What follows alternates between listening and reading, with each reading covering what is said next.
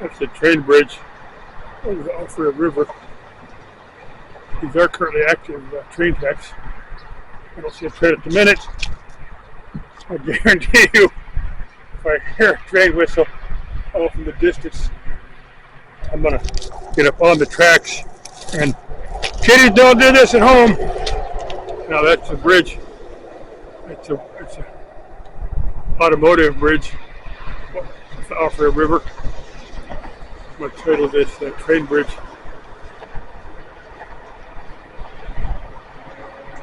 Just remember, it's traffic. It's not train. I'm gonna fight both directions. Train. They usually whistle before they come through here. I'm gonna haul my ass off this track if I hear a train. I'm gonna choke up. But anyway, that's Agua River now. In '79, well, we've had water now since 1980.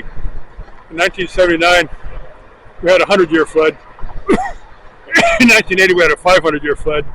Now there's a bridge north of it. It's Lake Pleasant, Carl Pleasant Dam, which is part of fria. There's water in Lake Pleasant.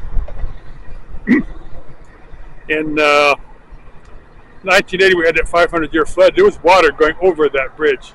I've covered. Sometimes I'm going to go from one end to the other, just walk from one end. It's a big flat area, and it takes a lot of water to get up that high. Now there's several bridges, several dams. There's a number of reservoirs, like Saguaro Lake is on the Salt, on the Verde. It's on one of the major rivers. There's a big old lake, a big old recreational lake that they have there. Because I've been to Saguaro Lake. It's on the East Valley.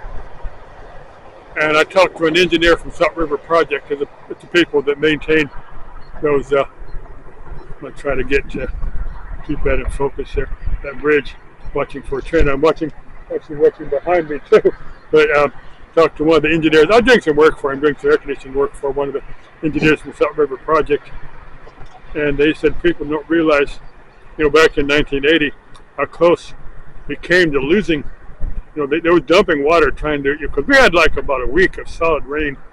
They filled those reservoirs up. They were dumping water. And he said people don't realize how close they come to the erosion from all that massive water, how close it came from losing those dams. If they had lost one, like the one on the Verde or the Salt, I don't think it's any on the Gila. The only one on our fria is Carl Pleasant Dam. And I'm going to get to those apartments here in a second.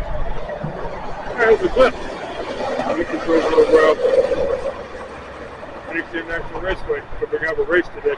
That's where Phoenix International Raceway is, right over there, just south of the Gila River. Not only watching the traffic on this US 85 or Buckeye Road Bridge. I said if we'd lost one of the dams on the Salt, like if we'd lost that one behind Saguaro Lake, we'd have a big old wall of water come racing through the valley. It would have killed a bunch of people, would have washed a bunch of cars out. It would have made a mess. That has happened. But right now, we've had like all the years of drought, and it would take like a Noah's Ark biblical rainfall to fill up the dams and get that type of water in there today.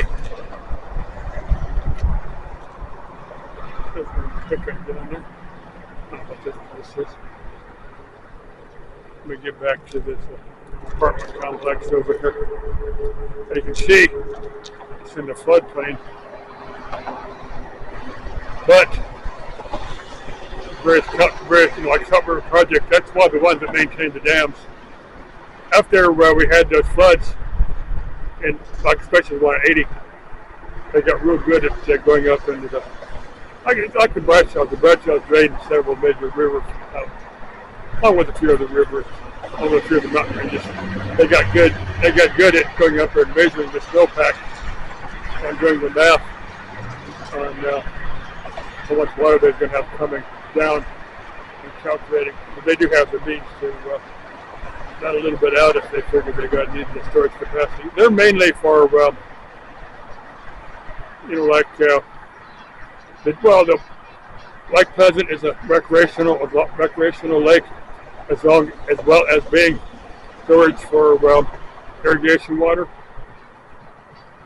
So they want to maintain a balance between enough water for the farmers and the cities to drink. So it's unlikely we're going to see enough water for that apartment complex to see any, they get flooded out. Even then we'd have if it rained for a month, we'd fill up all the reservoirs. Kind of take that type of 40 days and 40 nights of rain. That's what it says happened in Noah.